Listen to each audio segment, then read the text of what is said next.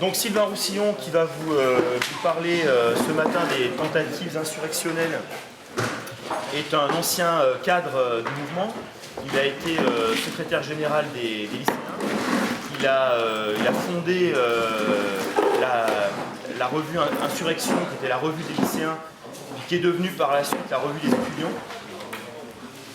Et il appartient, je pense que certains connaissent un petit peu l'histoire récente de l'AF, il appartient à ce qu'on a appelé la génération Maurras, en référence à une campagne qui avait été menée d'affiches, etc., qui détournait évidemment l'expression génération Mitterrand, et qui est une génération militante donc de la fin des années 80, qui a vraiment relancé la dynamique militante de l'AF. Bon, l'AF d'après-guerre, il y a eu des périodes de vaches maigres, des périodes de vaches grasses, il y a eu des hauts et des bas. Et là, dans la période vraiment récente, ça a été une forte période de mobilisation militante.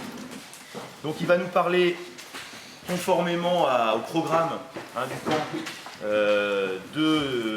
à sa manière et sous son angle, de l'axe du coup de force. Je vous rappelle qu'on a deux axes, donc les conférences de 9h, c'est plus axé sur le coup de force, à travers des expériences insurrectionnelles d'Action française, mais aussi plus largement à travers d'autres expériences historiques. Donc je vous laisse la parole. Merci Stéphane. Bonjour à tous et merci de m'accueillir cette année encore, puisque je suis venu l'année dernière pour une veillée. Donc effectivement, je vais vous parler, ce sera plus sous forme d'une causerie, et puis je pense qu'on se laissera un petit temps de questions-réponses, des tentatives insurrectionnelles au sens large du terme. Alors, à tout seigneur, tout honneur, même si ça va peut-être vous sembler un petit peu décousu dans le plan, je voulais qu'on aborde d'abord tout ce qui a pu constituer des tentatives insurrectionnelles ou des tentatives de prise de pouvoir, au sens large du terme, de la part de nos propres milieux royalistes. Parce qu'on a souvent tendance à avoir l'œil et l'oreille attirés par le voisin et les voisins, et puis on oublie que dans notre propre tradition historique, dans notre propre tradition politique, au-delà des écrits de Maurras ou d'autres, il y a eu réellement un royalisme militant, combattant, et je veux croire, et vous en êtes la preuve, et les éléments de cette année en sont une illustration supplémentaire, que cette tradition perdure et a même encore de beaux jours devant elle. Grosso modo, la naissance d'ailleurs du royalisme politique coïncide avec la Révolution française, à peu de choses près, c'est-à-dire que les royalistes sont mis dans une situation défensive. Ils vont être obligés de passer aussi à une situation offensive, et les premières tentatives de contre-coup de force ou de coup de force naissent concomitamment à la Révolution française. Il y a un certain nombre de tentatives de complots qui vont être menées à Paris, en région parisienne. Je ne vais pas vous faire ici l'historique des guerres de Vendée et de la chouannerie, mais là, on est en plein cœur d'un royalisme combattant, d'un royalisme qui ne se laisse pas écraser par ses adversaires, qui cherche à lutter, qui cherche à déclencher, et qui déclenche d'ailleurs des insurrections. Et là aussi, la Vendée, la chouannerie, c'est intéressant historiquement, ça fait partie de notre patrimoine, ça fait partie de notre patrimoine génétique, pourrais-je dire, mais il ne faut pas oublier que ça n'a pas concerné, ces insurrections royalistes à l'époque de la Révolution n'ont pas concerné uniquement l'ouest de la France et la Bretagne et une partie de la Normandie, et qu'on trouve des foyers révolutionnaires. Si je voulais risquer un anachronisme, je parlerais même de Focos pour paraphraser Che Guevara, mais on trouve des foyers révolutionnaires, des feux révolutionnaires un peu partout en France, et notamment pour ceux qui sont originaires du coin, on en trouve dans la région Rhône-Alpes, en Ardèche, et là vous êtes d'ailleurs géographiquement en plein cœur d'une zone d'insurrection, avec, pour ceux que ça intéresse, toute la partie des monts du Lyonnais. Quand vous vous levez le matin, c'est le massif que vous apercevez là, qui a constitué une zone d'insurrection qui ne s'est éteinte qu'en 1797, donc avec des villages qui étaient en pleine rébellion. Et puis sur l'autre versant, c'est-à-dire là vous êtes sur les piémonts de ce qu'on appelle les monts du Forêt, un soulèvement et des bandes armées royalistes, notamment organisées sous la forme de sociétés secrètes, notamment sur le plateau du Sault-en-Forêt, donc pas très loin d'ici, la société secrète de la Ganse Blanche. Et sur place, vous avez encore des gens qui s'en souviennent, avec ce qu'on leur a raconté, etc. Et vous avez à Huçon-en-Forêt, par exemple, un restaurant, qui est le restaurant de la Ganse Blanche, un hôtel, qui est l'hôtel de la Ganse Blanche, du nom de cette société secrète royaliste qui contrôlait l'ensemble du plateau. Et ce n'est pas un cas isolé. On trouve ce type de foyer contre-révolutionnaire en Bourgogne, en Saône-et-Loire. On en trouve évidemment beaucoup en Provence. On en trouve un petit peu partout en France. Ça fait partie vraiment d'un patrimoine qu'il convient de réveiller, qu'il ne faut pas oublier. Donc, foyer insurrectionnel historique de la part de notre école de pensée. Il ne faut pas croire que cette tradition royaliste insurrectionnelle, d'ailleurs, s'est éteinte avec le coup d'État de Brumaire de Bonaparte et puis le régime autoritaire sécuritaire impérial, puisque le royalisme souterrain, combattant, etc., a poursuivi sa vie et son activité dans les années qui ont suivi, y compris d'ailleurs sous des formes qui aujourd'hui sont vilipendées, condamnées, montrées du doigt. Je parlais notamment du terrorisme. Alors, il faut peut-être revenir à l'étymologie de ce qu'est le terrorisme. C'est vrai qu'aujourd'hui, quand on parle d'une organisation terroriste, quand on parle d'un terroriste, on a un certain nombre d'images en tête, et automatiquement, la pression de la société aidant, la pression médiatique aidant, on en arrive à condamner automatiquement le recours au terrorisme et à la violence. Bon. Les royalistes ne sont pas les inventeurs du terrorisme en matière politique.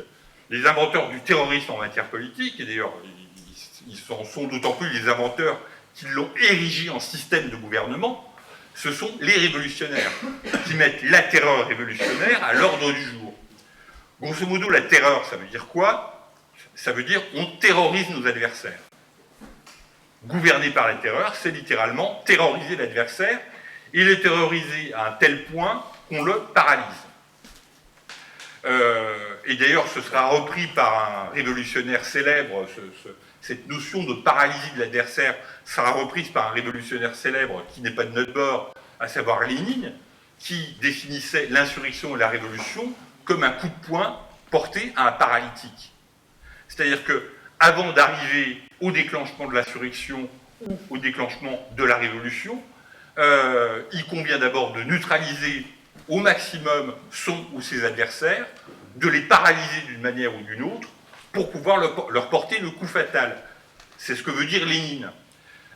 Et c'est exactement ce qui a été mis en œuvre par la terreur révolutionnaire et par Robespierre, c'est-à-dire une politique d'État consistant à terroriser tellement les adversaires, et puis l'ensemble de la population d'ailleurs, qu'on est sûr qu'il n'y aura plus aucune réaction, ou des réactions très, très, très minimes, aux politiques qui seront entreprises, menées, imposées. Donc, historiquement, l'apparition du terrorisme en matière politique, c'est l'apparition d'un terrorisme d'État qui est la terreur révolutionnaire voulue par Robespierre. Je crois que ça, il faut bien que vous vous en imprégniez et que vous n'hésitiez pas à le ressortir, le cas échéant, lors de débats dialectiques ou de débats contradictoires avec vos adversaires. L'invention du terrorisme en matière politique, c'est la Révolution française. Les royalistes sont pas restés, ont aussi appliqué ce type de méthode de terrorisation de l'adversaire, notamment, alors je passerai rapidement sur l'affaire de l'attentat de la rue Saint-Nicaise avec Cadoudal, où là il s'agit d'un terrorisme qui vise davantage à éliminer un adversaire qu'à terroriser un adversaire, quoiqu'encore on peut penser que la violence de l'action de Cadoudal ait aussi eu pour volonté de terroriser une certaine partie des élites françaises de l'époque. Mais lorsque, là aussi, dans un certain nombre de manuels d'histoire, pour ne pas dire dans tous les manuels d'histoire, on vilipende et on montre du doigt la terreur blanche, c'est-à-dire la terreur royaliste qui suit ou qui accompagne les premières et secondes restaurations, on présente généralement ça comme des exactions gratuites de la part de bandes royalistes incontrôlées. Je veux bien admettre que dans l'eau, il y a eu un certain nombre de bandes royalistes qui n'ont pas été forcément très bien contrôlées, mais les royalistes en l'occurrence, les Verdets dans le midi de la France ou d'autres bandes, ne faisaient qu'appliquer, que contre-appliquer finalement le système de terreur d'État qu'ils avaient eux-mêmes subi pendant plus d'une vingtaine d'années. Et avec le même objectif, à savoir terroriser suffisamment leurs adversaires, ou en tout cas les éléments les plus représentatifs de leurs adversaires. C'est là qu'on voit d'ailleurs une distinction assez nette entre la terreur blanche, ou ce qu'on appelle la terreur blanche, et la terreur révolutionnaire. C'est que la terreur révolutionnaire vise à terroriser l'ensemble d'une population, y compris les adversaires. La terreur blanche n'a frappé que la tête des adversaires. Et c'est quand même une différence de nature qu'il convient de souligner. Je passe un petit peu rapidement sur l'ensemble du 19e siècle, même si là aussi il y aurait des choses intéressantes à souligner dans la participation de royalistes à des soulèvements. Alors je pense au soulèvement de la duchesse de Berry en Vendée dans les années 1830.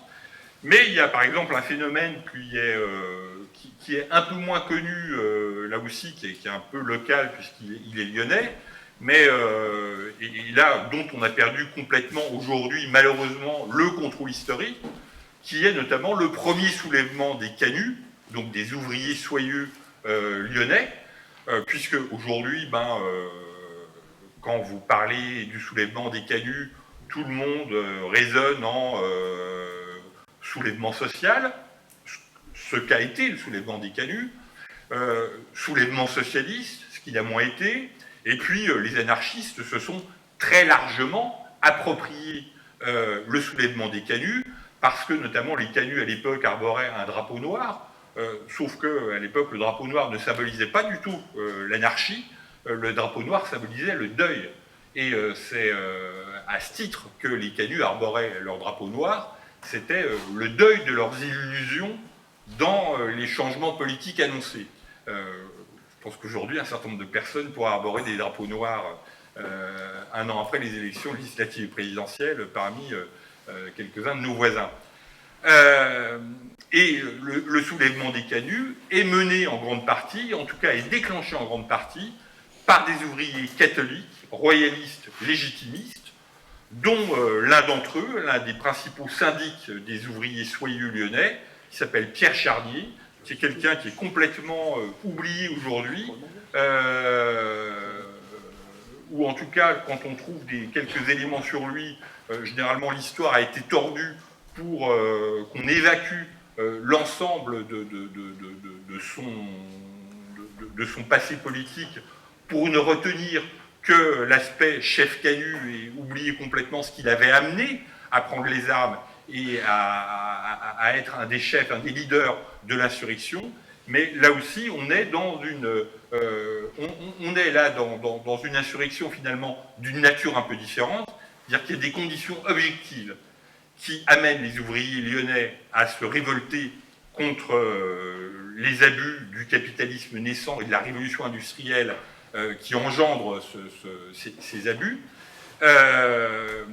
On a donc un sentiment de mécontentement diffus, mais désorganisé, et on a une poignée d'hommes qui, eux, se connaissent entre eux, sont organisés, constituent certes une minorité dans le soulèvement, mais une minorité active qui va leur permettre de prendre en main, de prendre le contrôle de ce premier soulèvement canuts. Et on y reviendra dans d'autres exemples insurrectionnels qui, malheureusement, n'appartiennent pas forcément à notre histoire, mais où on voit que les grands phénomènes révolutionnaires, les grands phénomènes insurrectionnels, et voire les grands phénomènes, entre guillemets, contre-révolutionnaires, ne sont pas à l'origine le fait d'une majorité. Là, on en revient à la notion de minorité active, qui nous est assez chère, parce que, d'une certaine manière, c'est aussi sur ce postulat véridique, que repose notre dénonciation de la Révolution de 1789-1793. À savoir que ça n'a pas été un mouvement voulu par l'ensemble de la population, mais qu'on voit bien là un certain nombre de forces minoritaires agissantes qui arrivent à déstabiliser une situation. Ce qui a été fait à une époque peut être refait à une autre époque par d'autres personnes en suivant des schémas, toutes proportions gardées, un petit peu identiques. Arrivons-en au XXe siècle, et puis au début du XXIe. Il est clair que le royalisme n'a plus connu, de la même manière qu'il l'avait connu au moment de la Révolution, et pour des raisons évidentes, c'est que les conditions historiques avaient évidemment changé, mais n'a plus connu le même type de recours à l'insurrection, même si, là aussi, je le répète, ça fait partie intégrante de notre patrimoine historique et politique. Et je ne connais pas une génération de militants royalistes et de militants d'Action française qui n'ait, à un moment ou à un autre, envisagé la possibilité de, soit pour dire c'est pas possible, c'est pas le moment, soit pour dire si des conditions objectives étaient réunies, peut-être que. Mais en tout cas, chaque génération y a pensé. Soit pour dire non, soit pour dire oui, mais elle y a pensé. Le fait même d'y penser, c'est déjà le signe que ça nous appartient. Alors, je ne vais pas m'amuser à brosser toutes les tentatives, surtout que certaines d'entre elles peuvent parfois ressembler à de la pseudo-tentative ou à de la manipulation. Mais ce qui est très clair, c'est que l'action française d'avant 14, par exemple, est une action française qui, en un sens, adopte un certain nombre d'attitudes très clairement révolutionnaires pour l'époque, et très clairement révolutionnaires surtout par rapport au patrimoine revendiqué. D'ailleurs, c'était Henri Vaugeois qui disait « Nous ne sommes pas des royalistes de regret, nous sommes des royalistes révolutionnaires ».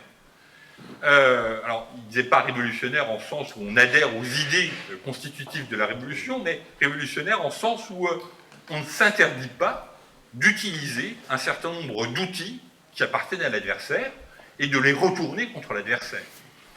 On ne s'interdit pas d'inventer de nouvelles formes de pensée, de nouvelles formes d'action pour atteindre les objectifs qu'on s'est fixés. Nous sommes des royalistes révolutionnaires, ça veut dire sortons un petit peu, à l'époque, et peut-être même encore maintenant, mais à l'époque, sortons un petit peu du conservatisme latent dans lequel le royalisme de la fin du XIXe siècle a fini par s'embourber, et adoptons des formules nouvelles, réfléchissons à des idées et des formules nouvelles. Et c'est là qu'on verra à cette époque, alors même s'il ne faut certainement pas y donner, surdimensionner le phénomène, mais c'est un phénomène qui demeure intéressant à étudier. C'est là qu'on verra à cette époque les royalistes d'Action française se rapprocher d'un certain nombre de milieux syndicalistes révolutionnaires. Et je pourrais même dire, sans tordre l'histoire, que on a même vu plutôt les milieux syndicalistes révolutionnaires au bout d'un moment se rapprocher de l'Action française, c'est-à-dire que c'est finalement moins l'Action française qui a fait un pas vers ces milieux qu'au final ces milieux qui ont fait un pas vers l'Action française. On est dans une époque où vous avez un certain nombre de militants syndicalistes importants, je pense notamment au patron de la métallurgie CGT de l'époque, c'est pas le premier venu, hein, qui rejoint l'Action française. Je pense à des gens comme Sorel qui glissent quelques articles au quotidien, en vue de parution.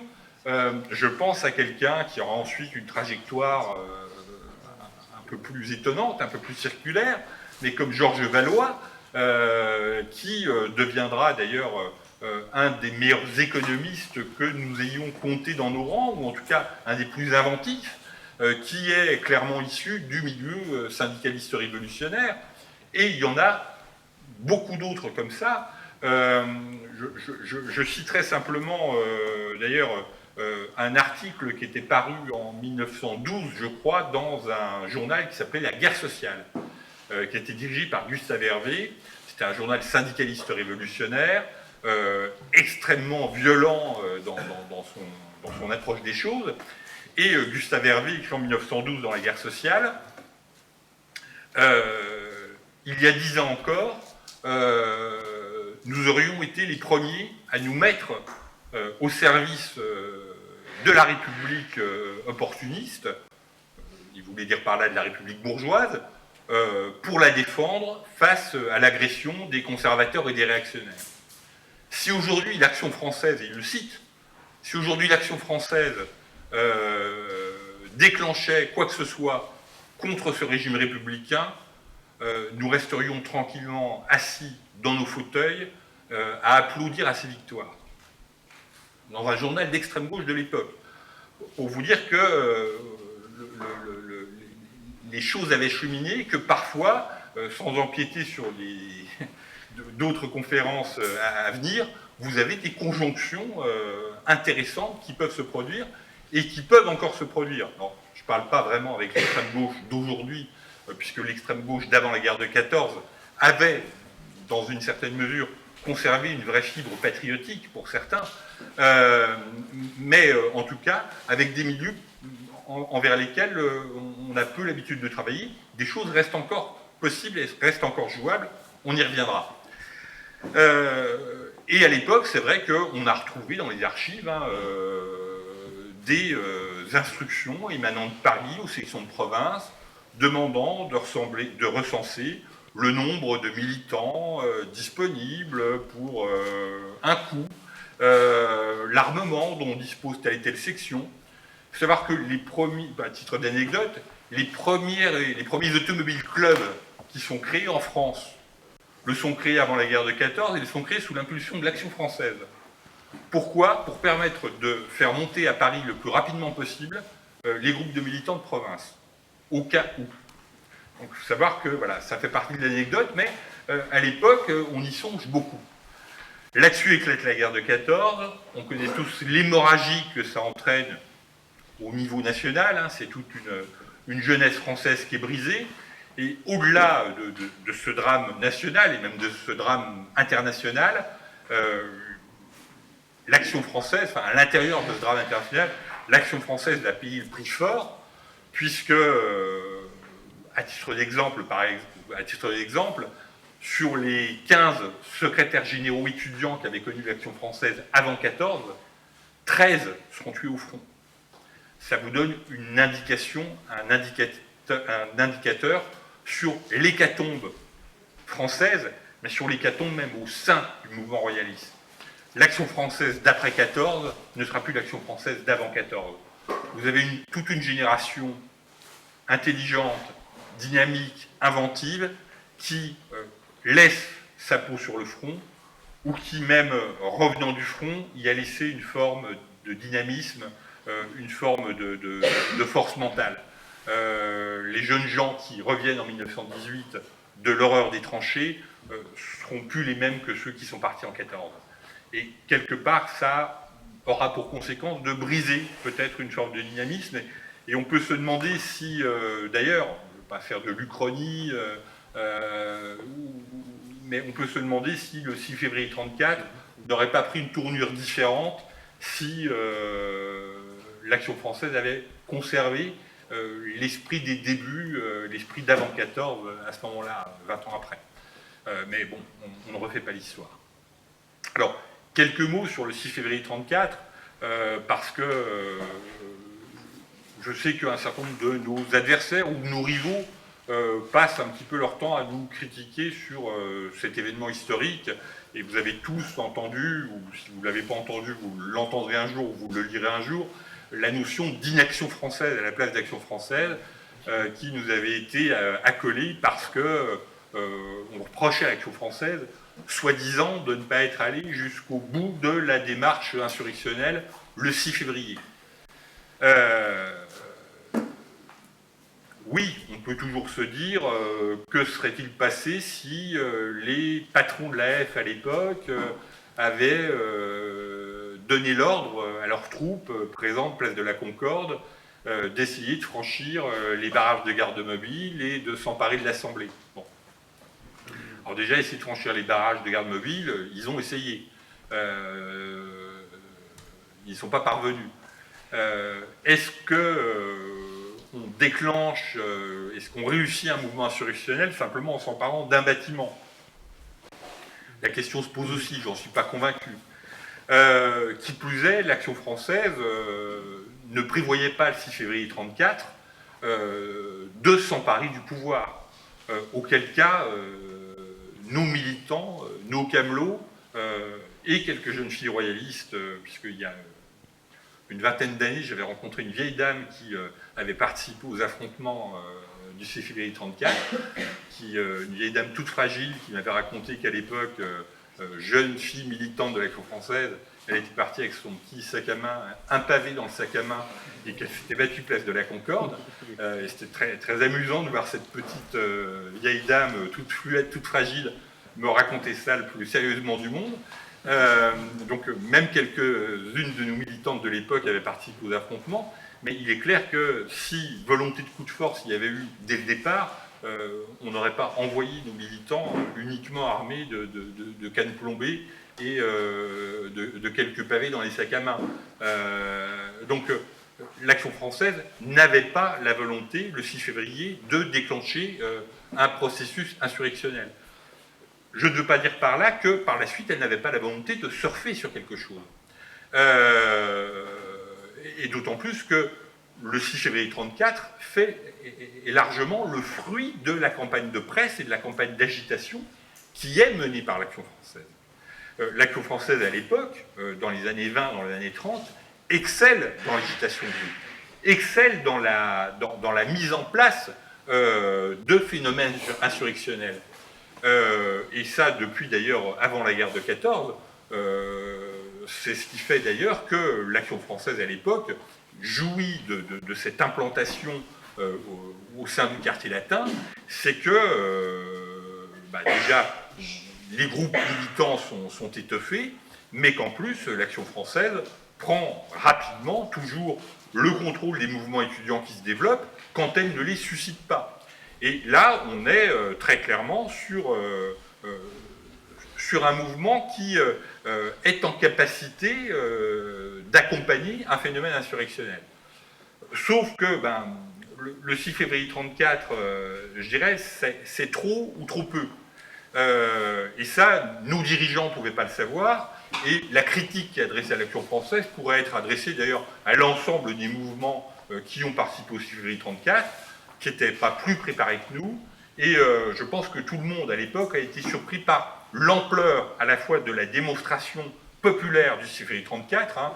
Je rappelle, c'est quand même des affrontements toute la nuit, c'est quand même le pont de la Concorde qui est bloqué par des cordons de garde mobile, c'est ces gardes mobiles qui, après sommation d'usage, ouvrent le feu à balles réelles sur les manifestants, 17 morts au total dans la nuit, plus de 2000 blessés, dans une ambiance de chambre des députés qui est assiégée, puisque les combats se déroulent tout autour de la chambre des députés et prennent fin, s'achèvent dans les bosquets le long de l'avenue des Champs-Élysées vers 5 ou 6 heures du matin. Donc on est vraiment dans une nuit insurrectionnelle. Mais cette nuit insurrectionnelle, très vraisemblablement, l'ensemble des dirigeants nationaux, dirigeants d'Action française compris, ne l'ont pas pressenti. C'est-à-dire qu'ils ne se sont pas doutés qu'il y aurait une telle mobilisation, une telle volonté d'en découdre. Donc il y a certainement, là, si on peut reprocher quelque chose, c'est une sous-estimation du phénomène. Et puis une sous-estimation de la réaction policière, de la réaction gouvernementale, qui donne l'ordre de tirer à balles réelles sur une foule désarmée, chose qu'on ne reverra pas avant un bon bout de temps dans notre pays. Et ça reste d'ailleurs, je pense, la manifestation la plus violente et la plus meurtrière du XXe siècle en France. Donc le terme inaction française est inapproprié. Effectivement, l'action française a vraisemblablement sous-estimé la mobilisation, comme elle a sous-estimé la réaction violente du gouvernement, comme personne ne verra venir, et la gauche compris d'ailleurs, l'extraordinaire mobilisation de la gauche et de l'extrême gauche qui va suivre le 6 février 1934, qui s'enclenche dès le 9 février 1934, qui aboutit à la constitution du Front populaire et à la victoire du Front populaire aux élections. C'est-à-dire que là, on a un effet boomerang qui joue, mais en aucun cas on peut reprocher, à mon sens, même si j'ai pu être à une époque critique en étudiant l'histoire de cette période, moi je suis revenu de ces critiques et j'ai essayé de me mettre à la place un petit peu des dirigeants de notre mouvement sur ce moment. Et puis, dans mon histoire militante, j'ai été confronté aussi, pas à 6 février 1934, mais à une époque, à une manifestation extrêmement violente où je faisais partie de ceux qui pouvaient appuyer ou non sur le doigt, sur le bouton pour dire on va plus loin ou on stoppe tout. Et à un moment, vous avez le poids d'une responsabilité. Vous êtes tous amenés, j'espère, à être de futurs cadres du mouvement. Pour certains, vous l'êtes déjà. À un moment, il y a des décisions difficiles à prendre, et à un moment, il n'est pas forcément très simple et très aisé de dire ouais, en toute connaissance de cause, je vais envoyer 100, 200, 300, 400, 500 mecs dans une castagne violente dont certains ne sortiront pas indemnes. Et il est de la responsabilité de tout dirigeant de bien mettre ça en perspective quand il a une décision d'importance à prendre. Et on pourra opposer toutes les critiques qu'on veut. Je pense que les dirigeants de l'Action française, à l'époque, ont agi en leur âme et conscience en refusant d'aller plus loin et de s'engager dans une voie qui aurait vraisemblablement, peut-être, nous aurait emmenés dans une impasse assez sanglante. Poursuivons un peu l'histoire de nos mouvements. Je vais un petit peu accélérer. Il y a quelque chose dans notre propre histoire qui... il y a quelques phénomènes qui sont un petit peu occultés, un petit peu oubliés. Il y a d'abord le phénomène de la Seconde Guerre mondiale. La Seconde Guerre mondiale, c'est quelque chose, alors moins votre génération, mais plus la mienne, qu'on a un peu traîné comme un boulet pendant des années, parce que dès qu'on s'affichait comme étant d'Action française, on nous ressortait Maurras, la divine surprise, Vichy, Pétain, les Allemands, etc. etc. Bon. Là aussi, il faut tout remettre dans un contexte particulier. Lorsque Maurras parle, par exemple, de divine surprise, dans sa bouche, la divine surprise, c'est pas la victoire de l'Allemagne, c'est l'effondrement du régime républicain, c'est pas tout à fait la même chose, même si l'un entraîne l'autre, mais ça montre que.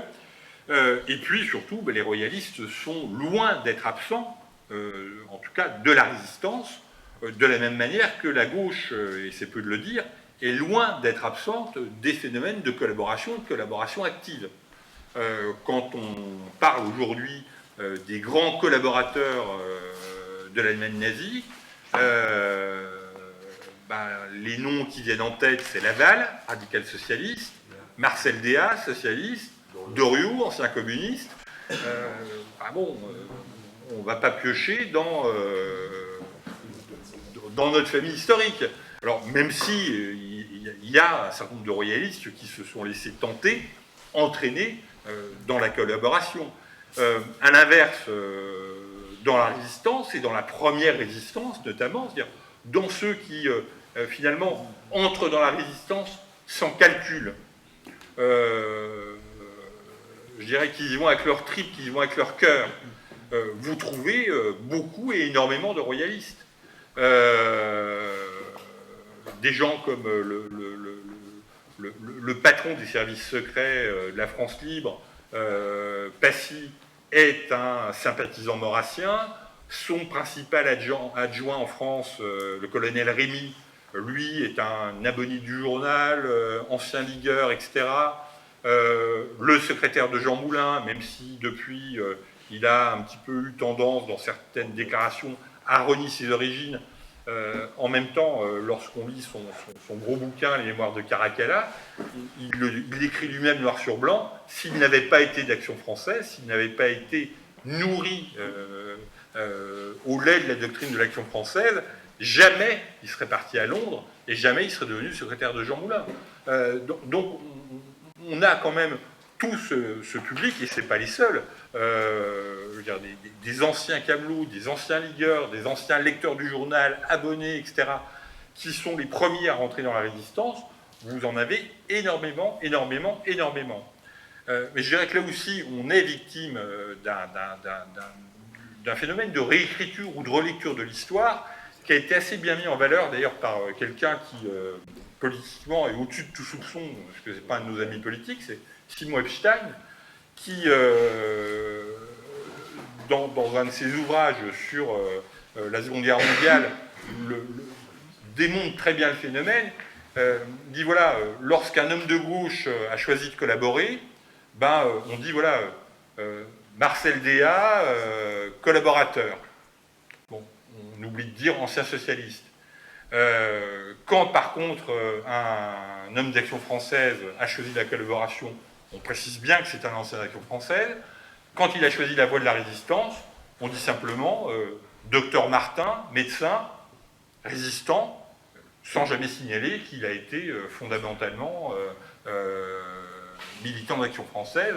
Et c'est valable, voilà. Donc là, il y a toujours un phénomène d'oubli d'occultation.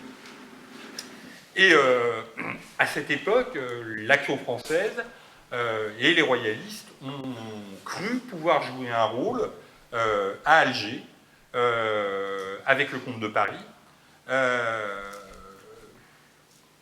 dans je dirais, la France libre au sens large du terme, c'est-à-dire la France non collaborationniste, est à l'époque dans une situation où on se cherche un leader.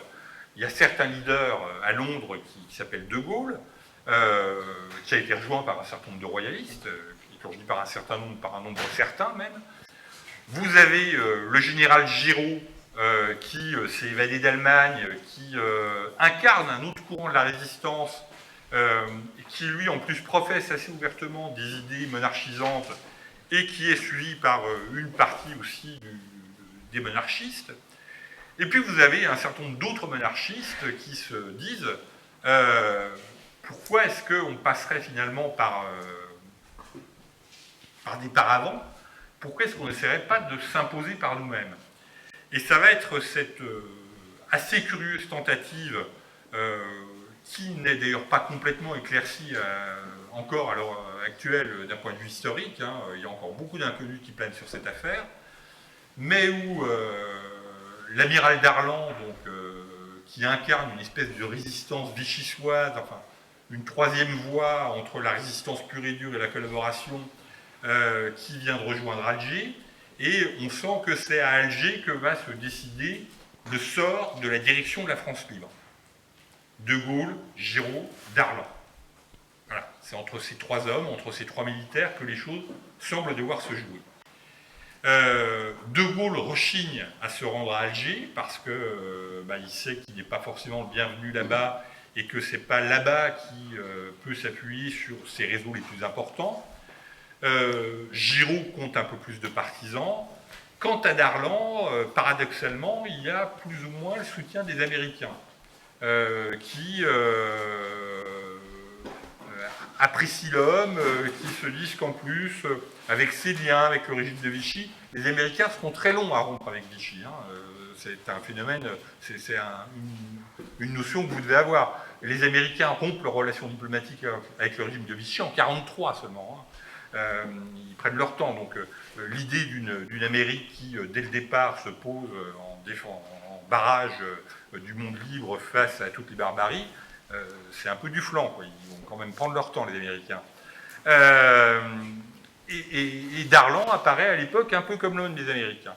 Et là, vous avez un groupe de militants royalistes repliés en Algérie ou implantés en Algérie. Il faut savoir que l'Algérie française avait vu se constituer des sections royalistes assez importantes dans une terre qui finalement était française depuis relativement peu de temps à l'époque, une grosse centaine d'années, et qui n'avait pas forcément beaucoup de tradition monarchiste, ce qui prouve bien d'ailleurs le poids et l'impact que pouvait avoir la pensée d'Action française sur des esprits qui n'étaient pas forcément très préparés à recevoir ce type d'idées.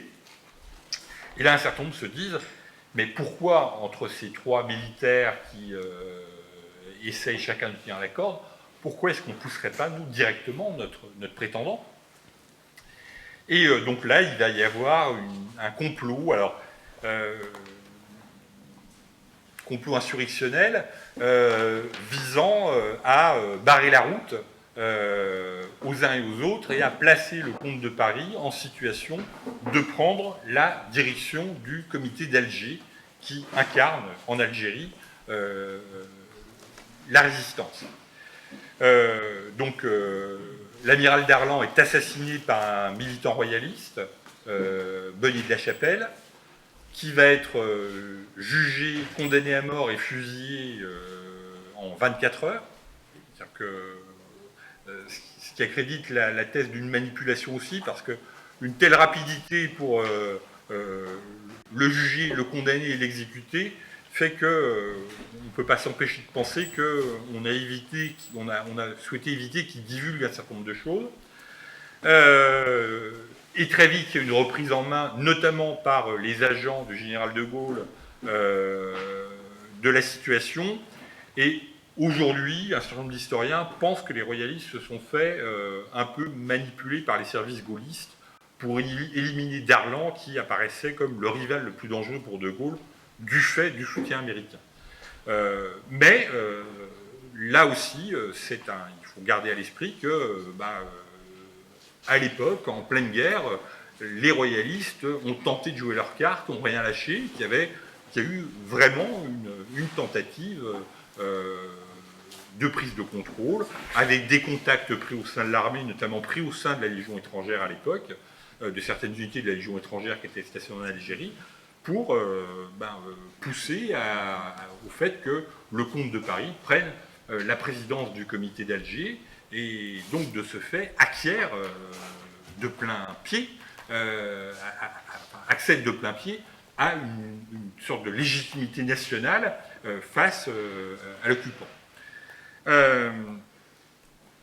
Il est clair que l'évolution ultérieure de la guerre, avec la montée en puissance des maquis, notamment FTP, l'épuration sauvage, le fait que les organisations royalistes soient dissoutes pour la plupart, que beaucoup de nos élites soient emprisonnées, décapitées, ou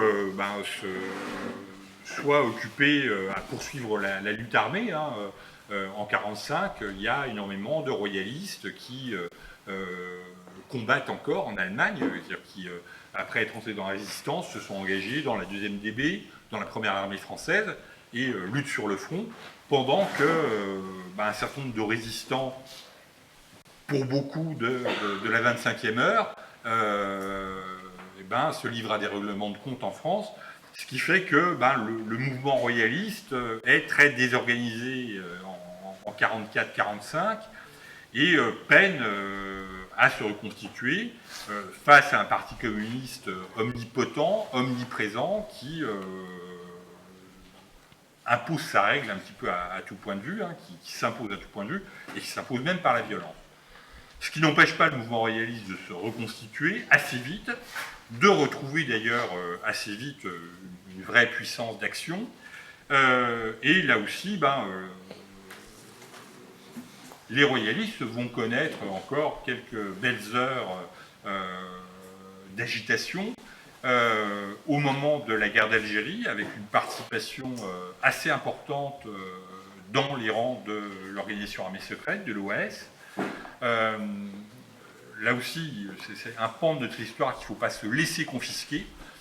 On a été présent au sein de l'OAS, on a participé, on a été même un des moteurs au sein de l'OAS, notamment quand tout a semblé perdu et quand les hommes de promesse n'ont pas tenu leurs promesses. L'Action française a été un des derniers, sinon le dernier mouvement, à tenir encore la corde, à permettre à Salan d'échapper aussi longtemps à la prison.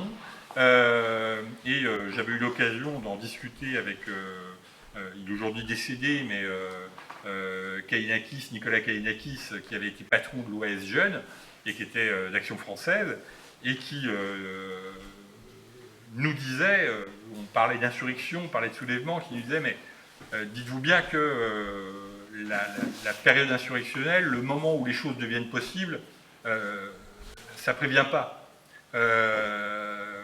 Dit, lorsque j'ai pris ma carte à l'Action française, lorsque j'ai fait mes premiers camps d'AF, lorsque la guerre d'Algérie a éclaté, me disait-il, j'étais bien loin d'imaginer qu'un jour, je me retrouverais seul, pratiquement, à la tête de l'OAS, parce que l'OAS métro ayant été décapité, l'OAS algérienne étant en face d'être décapitée, c'est l'OAS jeune, essentiellement constituée autour d'une armature d'Action française, qui a dû prendre la relève du combat insurrectionnel pour l'Algérie française.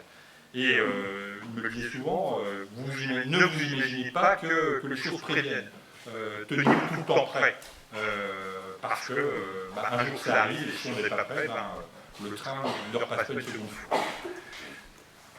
Il y a mai 68, sur lequel je ne vais pas m'étendre plus que de raison, mais mai 68, ce n'est pas uniquement la révolution, ou la tentative de révolution sociale, politique et morale, qu'on connaît tous et qu'on a vu dans les films, dans les documentaires et dans certains ouvrages. Mais 68, c'est aussi pour l'Action française l'occasion de se reconstituer, de reconstituer les effectifs, d'atteindre un degré d'organisation et une force numérique qu'elle n'avait pas retrouvée depuis les années 30, avec une présence, des démonstrations de force qui laissent encore rêveur aujourd'hui, mais là aussi parce que une génération, à un moment donné, a su saisir une opportunité qui pourtant était une opportunité idéologiquement qui ne lui était pas forcément très favorable, mais a su la saisir et en détourner une partie à son profit. Je passerai sur les aspects génération morale, parce que ça serait peut-être un peu trop vieux con et ancien combattant, mais pour venir peut-être sur quelque chose de beaucoup plus récent, pas peut-être, sur quelque chose de beaucoup plus récent, et que là vous avez vécu cette année, qui est l'histoire du printemps français. C'est-à-dire que là, on part finalement d'un projet de loi gouvernemental sur lequel ni vous ni moi n'avons aucune prise. On n'est pas ministre, on n'est pas député, même dans l'opposition, donc c'est vraiment un phénomène de société, un phénomène législatif qui, à la base, nous échappe. Un certain nombre de consciences, de personnalités s'élèvent contre le projet de loi. Ça s'est vu des dizaines, sinon des centaines de fois dans l'histoire de France. Il aurait très bien pu ne rien se passer, à part quelques tribunes libres indignées dans le Figaro, ça aurait très bien pu en rester là. Et puis il y a des phénomènes de manifestations, de protestations qui se mettent en place. Et ces phénomènes, très vite, oscillent entre le fait de dire on va essayer de pousser un peu, de rentrer dans le dur, ou plus généralement de dire on reste bien élevé, protestons certes, mais protestons avec avec discipline et dans le respect de la loi et de l'ordre. Et c'est un peu le cas de la manif pour tous. C'est-à-dire qu'il faut protester certes, mais pas aller trop loin. Des fois que ça marche, hein, ce serait dommage. Et puis, à travers le printemps français, qui est une initiative qui a été encadrée par certains d'entre vous, mise en place par certains d'entre vous, eh bien, on a vu ce mouvement finalement consensuel mais mou être débordé par quelque chose de plus construit, de plus pensé, de nébuleux aussi, c'est à mon sens ce qui fait sa force, on y reviendra parce que un phénomène insurrectionnel se doit d'être organisé, mais il ne se doit pas forcément obligatoirement d'être visible, ou en tout cas d'être lisible. Il peut demeurer dans un certain flou. Et là, très clairement, vous avez entre les mains les outils d'un phénomène insurrectionnel dont vous avez pu approcher certains des aspects.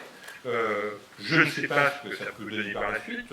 J'ai vu que vous essayiez de relancer un peu les choses maintenant, et je pense que ça peut rencontrer une certaine forme de succès, d'adhésion dans des milieux qui ne nous auraient pas rejoints normalement. Et là, on est très clairement dans un processus de mise en place, au départ, d'un phénomène insurrectionnel. Et c'est là que je vais vous parler un peu d'autres phénomènes insurrectionnels historiques qui n'appartiennent pas à notre patrimoine historique, mais qui sont intéressants à étudier, parce qu'il y a un certain nombre d'idées préconçues qu'il faut faire tomber. Et là, aujourd'hui, vous êtes dans la situation d'avoir un noyau militant, un noyau dur, qui est relativement bien formé politiquement, qui en tout cas sait où il veut aller politiquement. On n'est jamais assez bien formé politiquement, mais en tout cas, qui sait où il veut aller politiquement. Et puis, le potentiel pour agréger autour de ce noyau dur un certain nombre d'éléments de bonne volonté, sympathisants, ou en tout cas intéressés, attirés, et qui peuvent constituer petit à petit une nébuleuse dont vous intégrerez les meilleurs éléments au sein de votre noyau dur qui est amené à grossir, mais une nébuleuse qui non seulement servira à renforcer l'aura du noyau dur, mais qui peut même vous permettre d'entrer en contact, de lancer des grappins, des passerelles en direction d'un certain nombre de milieux, d'un certain nombre de secteurs que pour l'instant vous n'approchez pas, avec lesquels pour l'instant vous ne travaillez pas, et qui peuvent s'avérer utiles pour la suite. Ce qui me ramène, je fais une espèce de retour en arrière sur d'autres phénomènes insurrectionnels un petit peu connus. Alors je ne vais pas revenir à la Révolution française, parce que je pense que vous avez déjà eu un certain nombre de conférences, de cercles d'études sur le sujet, c'est un sujet que vous maîtrisez assez bien, mais de mémoire, je me souviens qu'on étudiait beaucoup moins des phénomènes comme la Révolution russe, ou comme la Révolution cubaine, par exemple. Je pense que c'est encore le cas, je me trompe, non, et ce sont des phénomènes qui, malgré tout, méritent qu'on s'y intéresse, pas par adhésion, pas par affinité idéologique, évidemment, mais pour décortiquer ce type de phénomène. Aujourd'hui, vous ouvrez la plupart des livres traitant de la Révolution russe, par exemple, et vous avez le sentiment qu'il y a un parti révolutionnaire, en l'occurrence le parti bolchevique, soutenu par une masse importante, énorme de la population russe, a laissé faire un premier processus révolutionnaire qui a déstabilisé le pays, et puis ensuite a fait main basse sur le pouvoir. C'est pas faux, ça ne recouvre pas l'entière réalité des faits. Le nombre de militants bolcheviques en Russie en 1914 s'établissait entre 10 à 15 000 militants pour la Russie de l'époque. C'est-à-dire que le parti bolchevique n'était pas, loin de là, un parti de masse. Ramené à la France d'aujourd'hui, je dirais que le parti bolchevique de 1914, c'est un mouvement qui aujourd'hui aurait 3 ou 4 000 adhérents. Ce qui permet de relativiser aussi l'impact numérique et le poids nécessaire au déclenchement de 1914-1917. 3 ans après, ils sont au pouvoir, ils sont aux commandes. Ils sont aux commandes pourquoi? Parce que le noyau dur est resté soudé, s'est constitué. Jamais ils n'ont perdu de vue l'objectif final qui était le leur. Et je vous demande de jamais perdre que nous avons un objectif final et qu'on peut parfois perdre du temps, enfin, même si le temps n'est jamais complètement perdu, mais passer du temps à développer des activités annexes, mais que l'objectif final doit toujours rester clairement identifié. Et ça a été la force du parti bolchevique en Russie à l'époque. L'objectif final n'a jamais varié, il a toujours été identifié. Autour d'un noyau dur.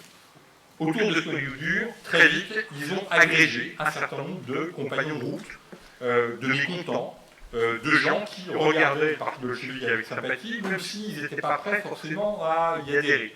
Mais ça a constitué un réservoir au sein duquel ils ont pu puiser un certain nombre d'éléments, etc. Il faut savoir que, par exemple, un bolchevique célèbre comme Trotsky n'est pas bolchevique en 1914. Il le deviendra après. Il fait partie de ces gens qui, petit à petit, s'est rapproché du parti bolchevique et que le parti bolchevique ensuite a ramené dans le noyau dur. Mais on est exactement dans la constitution, la mise en place d'un processus insurrectionnel. Et puis il y a l'opportunité qui est fournie par les difficultés endémiques que rencontre la Russie dans une guerre qui se prolonge, avec des problèmes d'approvisionnement, des problèmes de misère, qui gagnent les campagnes, qui gagnent les villes, des problèmes de défaite militaire, des problèmes de démoralisation collective. Bon, je ne veux pas faire de la science-fiction, je ne veux pas vous donner des espoirs réels, mais problème de démoralisation d'une population, de paupérisation latente, on ne sait plus très bien où on va, on ne sait plus très bien, on n'a plus confiance dans nos dirigeants, etc. On ne peut pas s'empêcher de faire le parallèle avec une certaine France d'aujourd'hui. Même si là aussi, je vous concède, il faut garder raison et garder un certain recul. Mais il est clair qu'aujourd'hui, on est regardé, les Français se regardent eux-mêmes, comme un pays qui est plus en perdition qu'en construction. L'augmentation régulière du chômage, avec des pointes dans certaines strates de la population, les retraités, les jeunes, avec un pouvoir d'achat en berne, avec des augmentations régulières d'impôts, avec surtout l'absence de perspective. Parce que, à la limite, n'importe quel peuple peut comprendre qu'à un moment donné, il fallait fournir un effort. Mais là, l'effort, on nous demande depuis 1974, le premier choc pétrolier, en nous promettant tous les 3 ans qu'on voit le bout du tunnel, sans qu'on voit le bout du tunnel depuis 1974. C'est-à-dire qu'aujourd'hui, il y a plus d'une génération qui peut quand même légitimement douter de son personnel politique interchangeable, et au-delà du personnel politique interchangeable, qui peut légitimement se mettre à douter des institutions mêmes. Et puis avec un pouvoir d'achat qui, c'est officiel maintenant, depuis cette année, est en baisse pour la première fois depuis 1945. Pour la première fois depuis 1945, on peut dire que la France, officiellement, entre dans une période de paupérisation. Et c'est intéressant parce que, là aussi, on s'aperçoit que les moteurs insurrectionnels, contrairement à l'analyse de Marx, n'ont jamais fonctionné sur la base uniquement du prolétariat ou de la paysannerie. Pour qu'un phénomène insurrectionnel fonctionne, il faut que les classes moyennes s'en mêlent. Or, pour la première fois depuis 1945, les classes moyennes sont touchées de plein fouet dans leur emploi, dans leur pouvoir d'achat. Ce qui ouvre une autre perspective d'un point de vue insurrectionnel.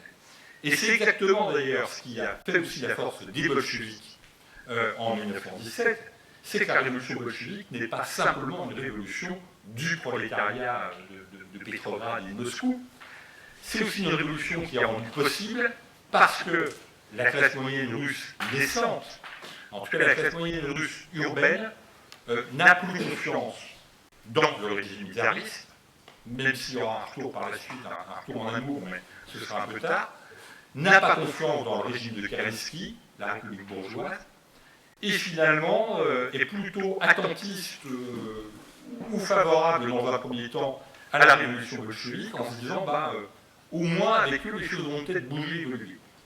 Je vous dis, c'est pas une adhésion au système bolchevique, hein, mais j'essaie de vous décrire un processus, c'est à partir du moment où vous avez le noyau dur, la nébuleuse sympathisante qui grossit et qui alimente ce noyau dur, un certain nombre de passerelles qui sont lancées en direction de tel et tel public, l'opportunité, à savoir là les difficultés récurrentes de la Russie dans la guerre, et puis ce désamour de la classe moyenne par rapport à ses dirigeants, une classe moyenne qui est naturellement en France, mais comme partout, qui est naturellement légaliste, loyaliste à l'égard du gouvernement, et vous l'avez constaté dans les manifs pour tous, c'est la classe moyenne qui est descendue dans la rue. Moi, je me souviens d'avoir vécu au moment du débat pour l'école libre au début des années 80, c'est la classe moyenne qui descendait dans la rue. Et la classe moyenne, avant de dire au groupe, tu vois les CRS, là, tu vois la caillasse qui est là, tu ramasses, tu leur balances dessus. Alors là, pour le coup, il y a une vraie révolution culturelle à faire. Hein. Or, cette révolution culturelle est d'autant plus facile à mettre en place que cette classe moyenne sent qu'elle est trahie, abandonnée par le système envers lequel elle a toujours manifesté loyauté, légalisme. Et on est en train de connaître une situation de ce type. Aujourd'hui, je suis directeur d'une école de management et donc je suis amené à éplucher un certain nombre de textes et de données économiques et sociales. Et notamment, il y a quelque chose qui est extrêmement symptomatique, c'est l'attitude des cadres. Encadrement classe moyenne. Hein. On est grosso modo dans un CSP qui correspond à la classe moyenne. Longtemps, les cadres ont été les plus fidèles soutiens de leur entreprise. Se mettant jamais en grève, ne critiquant jamais leur hiérarchie, acceptant des horaires parfois très durs, etc. Parce qu'il y avait un vrai sentiment d'appartenance à, parce qu'en même temps, en sens inverse, l'entreprise savait aussi soigner ses cadres, son encadrement. Aujourd'hui, que nous sommes rentrés, ça ne date pas d'aujourd'hui, mais les effets s'en font de plus en plus sentir, que nous sommes rentrés dans une phase de mondialisation économique à outrance, l'entreprise considère que le cadre, comme le salarié lambda, est interchangeable. C'est une feuille de salaire. Et quand il faut réduire, c'est un coût. C'est une variable économique. Et aujourd'hui, la fidélité, le regard de l'encadrement des cadres des classes moyennes sur leur entreprise a considérablement évolué. Aujourd'hui, la mondialisation aidant, avec des groupes dont souvent les sièges sociaux sont à Chicago, à Londres, à Singapour, on ne sait où d'ailleurs, il n'y a plus ce phénomène de proximité et vous avez un phénomène de désamour de cette catégorie socio-professionnelle à l'égard de son entreprise. Et c'est exactement le même phénomène, ce phénomène économique, vous pouvez pratiquement le reproduire en grille de lecture et l'appliquer à la situation politique. Aujourd'hui, ces mêmes classes moyennes sont en train de douter de leur choix et de leur adhésion à un modèle 5e République. Et là, on a aussi un des ingrédients insurrectionnels qui est intéressant à travailler et à observer et à suivre. Autre point, autre révolution sur les systèmes, exemples insurrectionnels sur lequel je voulais un petit peu m'attarder parce qu'il n'est pas inintéressant non plus en termes numériques. Alors là, je vais passer très vite, mais la révolution cubaine, à votre avis, quand Fidel Castro prend le maquis dans la Sierra Maestro, il y a combien de guerrieros avec lui? Oui, 130, 150. C'est-à-dire que, si vous regardez bien, aujourd'hui, les effectifs de l'AF, c'est quoi? On se situe entre le parti bolchevique de 1914 et les révolutionnaires cubains qu'ont suivi Castro. On n'est pas si mal placé en termes d'effectifs pour accompagner un processus insurrectionnel. Voilà, c'était juste, je voulais juste, sous forme de clin d'œil, venir à ça avec l'exemple cubain. Alors,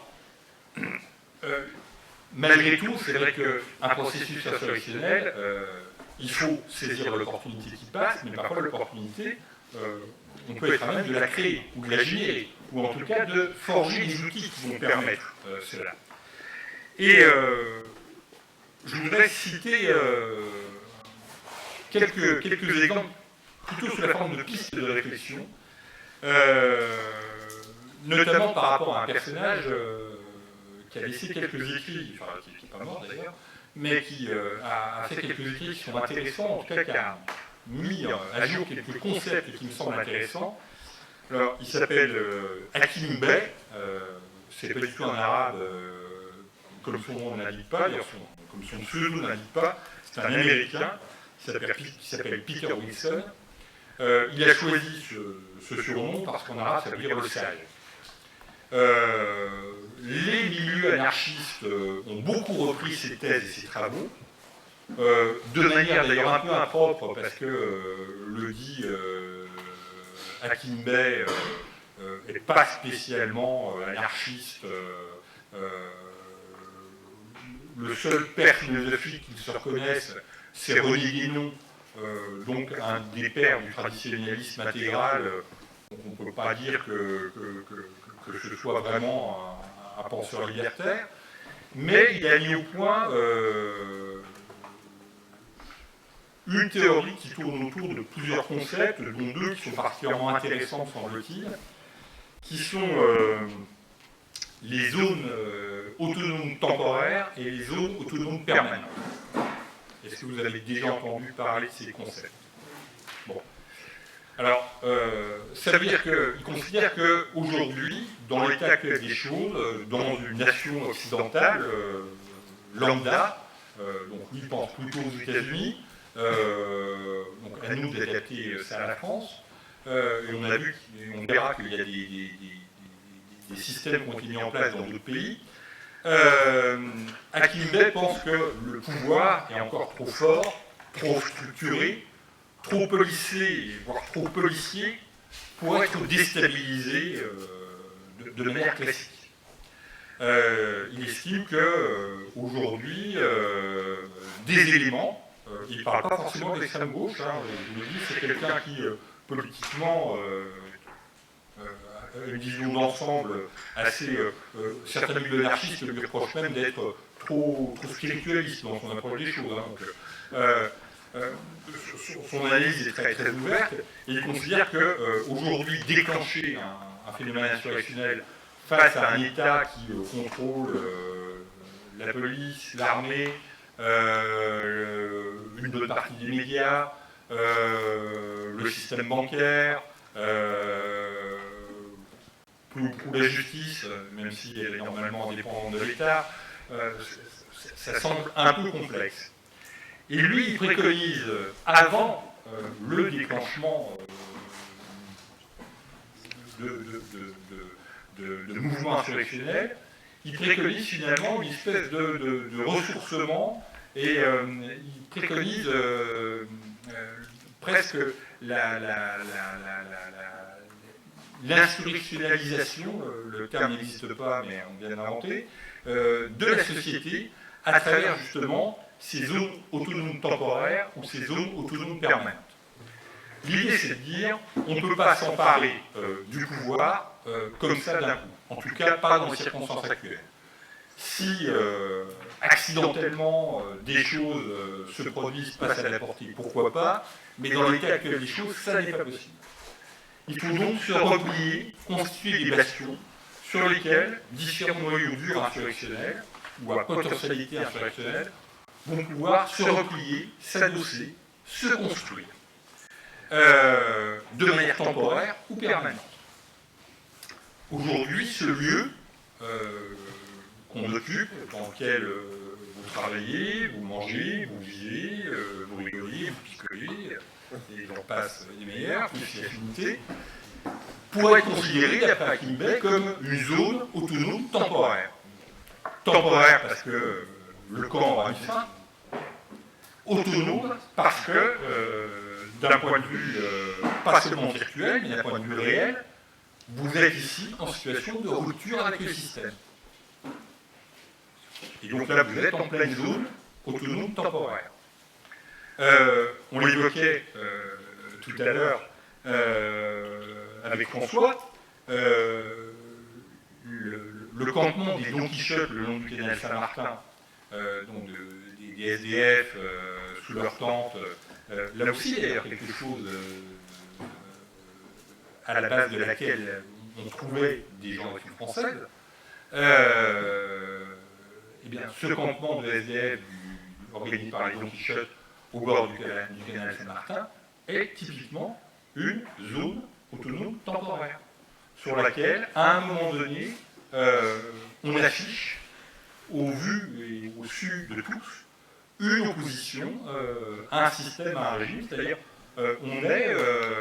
on décrète une autonomisation d'un territoire de manière temporaire. Et vous allez me dire, bon, et quand est-ce qu'on passe au permanent? Ben, on passe au permanent quand, par exemple, on se dote d'outils qui, là, sont amenés à durer.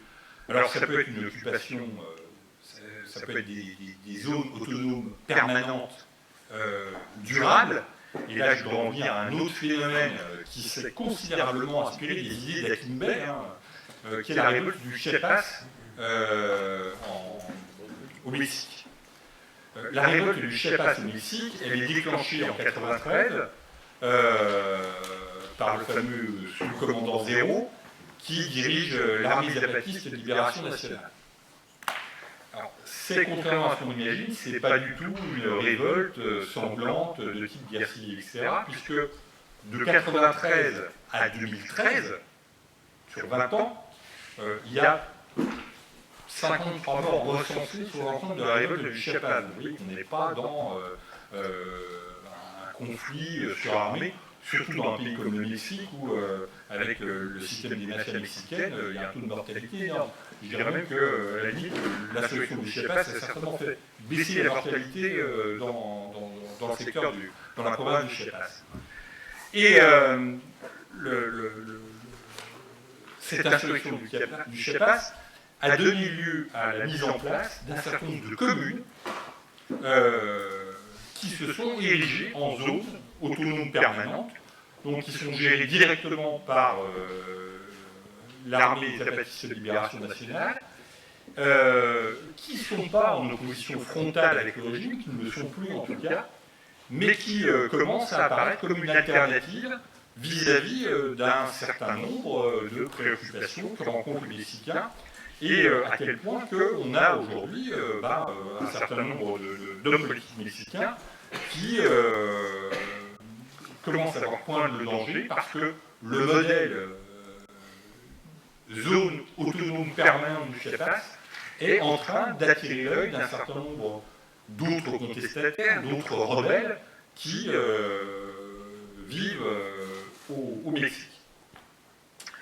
Dans le même registre de la construction de ces zones autonomes permanentes, vous avez historiquement, en Roumanie par exemple, la garde de fer. Alors je sais bien que la garde de fer est un mouvement politique qui peut apparaître par bien des aspects un peu sulfureux, mais qui, en tout cas, mérite de développer un certain nombre d'outils d'action qui s'apparentent au concept développé par Akimbe. La garde de fer avait acheté à Bucarest un terrain où elle a construit de ses propres mains son siège.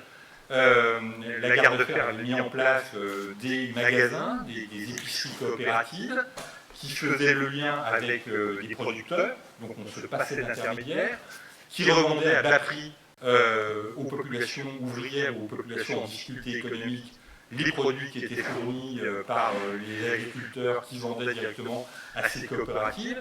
Donc c'est vraiment la mise en place pratiquement d'une contre-société. Et aujourd'hui, vous avez, alors là aussi, je ne tire pas un parallèle idéologique, et pas vous imaginez que je dis, voilà, c'est ça qu'il faut faire. Je vous donne quelques exemples, mais vous avez là certainement tous entendu parler de Casapone d'Italia, puisque je crois que le livre est en vente d'ailleurs. Casapone d'Italia, c'est la mise en place de zones autonomes permanentes, avec d'abord l'occupation d'un squat, son aménagement, puis l'occupation d'une zone de métro désaffectée, son aménagement, la mise en place de circuits de distribution parallèles, et puis petit à petit, la mise en place de MJC d'un caractère nouveau, la prise en main de certains secteurs importants de la vie associative italienne, un impact considérable sur le milieu étudiant italien. Il n'y a pas très longtemps, pour raison professionnelle, je suis allé au Val d'Aoste et j'ai découvert avec surprise, que j'avais rendez-vous avec le recteur de l'université du Val d'Aoste, que le syndicat majoritaire au Val d'Aoste, c'est le Blocco Studente, qui est le syndicat étudiant de Casapone, qui a pris le contrôle et la présidence de la fac, comme il a pris le contrôle et la présidence des Sacrements d'ailleurs. Donc là, on a vraiment la mise en pratique de zones autonomes permanentes. Et ces zones autonomes permanentes, alors, je ne vous demande pas demain d'aller occuper un squat à Paris, quoique, pourquoi pas, ça a au moins le mérite de dérouter complètement nos adversaires et les médias sur le regard qu'ils peuvent porter sur nous. Il y a un certain nombre aujourd'hui de villages, de hameaux qui sont à vendre ou qui sont à l'abandon, qui pourraient constituer des embryons de zones autonomes permanentes, la mise en place d'expériences nouvelles, et puis à travers ces outils qui constituent toute la pensée, toute la stratégie d'Akinbay, vous avez aussi un certain nombre d'outils qui sont des outils vraiment de propagande, de communication au sens propre du terme, qu'il conviendra de mettre en place. Il y a quelque chose qui avait attiré mon attention dans les années 80, puis 90, puis 2000. Dans les années 80, je me souviens que les anarchistes, par exemple ceux de la CNT, étaient dans une situation catastrophique. J'avais su de sources assez sûres que les effectifs de ce syndicat, la CNT, dans les années 80, devaient méchamment plafonner à 150 adhérents sur toute la France. C'est-à-dire qu'on était virtuellement en face de quelque chose qui était mourant, agonisant. Aujourd'hui, on voit que les anarchistes, la galaxie anarchiste, la mouvance anarchiste, c'est recréer un certain nombre de choses, c'est doté d'outils. Elle dispose d'une radio, enfin de plusieurs, elle dispose de maisons d'édition. Aujourd'hui, vous allez à la FNAC, vous allez dans les librairies, vous trouvez des bouquins édités par les maisons d'édition anarchistes. C'est-à-dire qu'ils ont mis en place des circuits de diffusion de leurs propres pensées. Idem d'ailleurs pour les FAF, qui ont mis en place ce genre de choses. Et je trouve dommage, pour employer un autre terme d'ailleurs, et aussi on en parlait, que du côté,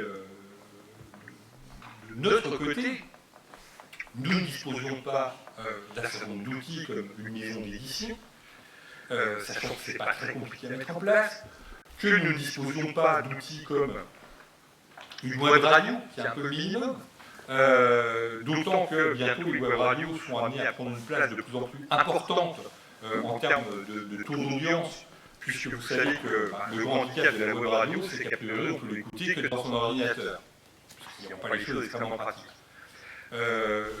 Les firmes allemandes sont en train de travailler à la mise en place, à la création, et c'est déjà en phase test, d'autoradios qui permettraient de capter finalement Internet. C'est-à-dire que bientôt, il sera possible, sous un délai, je pense, de 4 ou 5 ans, d'écouter une web radio dans sa voiture dans les embouteillages. Ce qui va considérablement modifier, changer, révolutionner le paysage médiatique et apporter des messages qui sont donnés. Et ça ne coûte pas très cher à mettre en œuvre. Hein. J'avais moi regardé un petit peu les coûts. C'est entre 500 et 1000 euros, vous créez votre web radio. C'est pas quelque chose de surdimensionné. Voilà. Et vous avez un certain nombre d'outils comme ça qui convient de mettre en place. Pareil, dans les outils qui pourraient être mis en place, parce que ça se développe aussi et que, d'une certaine manière, ça peut être rattaché à la notion de zone d'autonomie, vous avez le système des monnaies locales. Je ne sais pas si le terme vous parle un petit peu. C'est qu'aujourd'hui, de plus en plus, face à la faillite présente et annoncée de l'euro, un certain nombre de collectifs, de collectivités même, ont créé leur monnaie locale à parité avec l'euro pour faciliter certains échanges. Je ne dis pas que c'est ce qu'il faut faire dans l'immédiat, mais c'est aussi certainement un vecteur de développement économique, en tout cas un vecteur qui demande réflexion, parce que là aussi, nous agirions sur un phénomène sur lequel on ne nous attend pas. Grosso modo, où en est la réflexion monétaire des milieux monarchistes et des milieux d'action française aujourd'hui? À part dire non à l'euro. Est-ce qu'on a construit un modèle monétaire? Est-ce qu'on a réfléchi à un modèle monétaire? Non, si on veut être crédible, il faut. Et si on veut constituer un jour une force alternative, il faut aussi. Et ça peut être, à travers cette tentative, on peut commencer à générer quelque chose, et à générer de l'intérêt, et à ramener dans cette nébuleuse de sympathisants des éléments qui peuvent être intéressés par cette démarche. Alors, bien sûr, tout ça, vous allez me dire, ça ressemble étrangement au phénomène que vous connaissez là certainement, qui est un peu le phénomène des micronations. Vous voyez, ces gens qui créent dans leur jardin leur nation, qui proclament la principauté de machin truc, etc. etc. C'est vrai qu'il y a un certain nombre de ressemblances, c'est vrai qu'on ne peut pas se le cacher, il y a cette forme de ressemblance. Mais si je parle là des micronations, c'est pas pour s'arriver un petit peu comme un cheveu dans la soupe ou une perruque dans le potage, c'est simplement parce que celui qui est considéré comme le pape des micronations, celui qui a théorisé les micronations, qui est décédé relativement récemment, c'est un certain Fabrice Driscoll, ancien de la Fédération royaliste provençale, ancien président du mouvement royaliste français, que certains d'entre vous ont peut-être côtoyé, tu l'as peut-être rencontré, qui, tout en n'ayant jamais renié son engagement monarchiste, puisque jusqu'à la fin de sa vie, il est resté, en tout cas, adhérent et cotisant à la Fédération royaliste provençale, il avait théorisé, mis en place ces structures qui, par certains aspects, peuvent ressembler à des zones autonomes.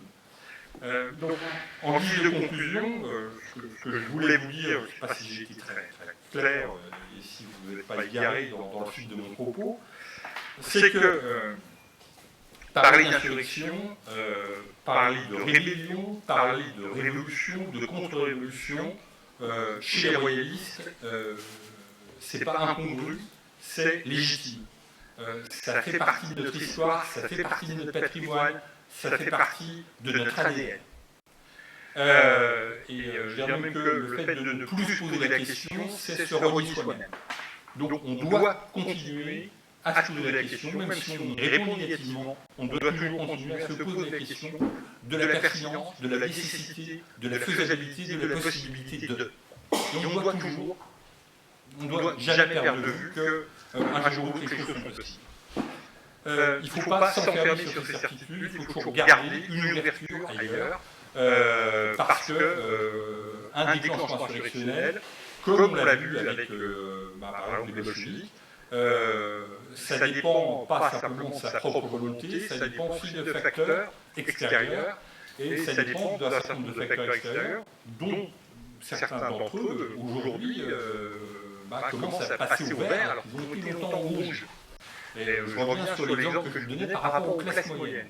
on assiste là, à mon avis, à un bouleversement sociétal que la France n'a jamais connu. La France n'a jamais connu, à part dans les périodes de guerre, mais n'a jamais connu une paupérisation aussi importante et aussi latente de ces classes moyennes. Donc là, on a un feu qui longtemps est resté au rouge, qui passe au vert maintenant.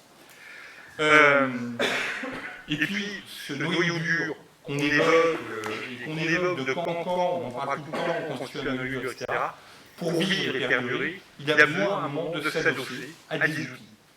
Ces outils, c'est les zones autonomes dont je vous parlais. En tout cas, je vous invite à y réfléchir, sachant que ces zones autonomes peuvent être parfaitement virtuelles. Là-dessus, Internet offre des possibilités, mais il ne faut pas perdre de vue qu'on ne doit pas les générer pour le plaisir de les générer. Il faut les générer pour qu'elles servent à quelque chose. Et ces zones autonomes, temporaires ou permanentes, et d'ailleurs quand les anards occupent des squats, quand ils occupent, etc., ils ont bien compris tout le potentiel insurrectionnel qu'il pouvait y avoir derrière ce type d'activité, à condition que ce soit bien médiatisé, à condition que ce soit utilisé. Et les Italiens qui adaptent l'Italien l'ont compris aussi, et ils sont un certain nombre à l'avoir compris. À nous maintenant, je pense qu'on l'a compris, mais à nous de nous approprier aussi les choses. Ça fait partie aussi d'un des éléments qui construit la voie qui peut mener à une insurrection, à une révolte potentielle. Il y a déjà un des outils que vous avez su forger cette année, qui est le printemps français. Il y a d'autres outils qui demandent à être créés. On évoquait les Don Quichotte et les liens avec les SDF. C'est aussi en allant un petit peu loin, en brisant un peu les carcans actuels dans lesquels on est habitué à vivre ou à travailler, qu'on peut élargir notre rayon d'action et qu'on peut vraisemblablement un jour apparaître comme un mouvement, une école de pensée, une école d'action dont la légitimité dans un phénomène insurrectionnel sera indiscutable, incontestable.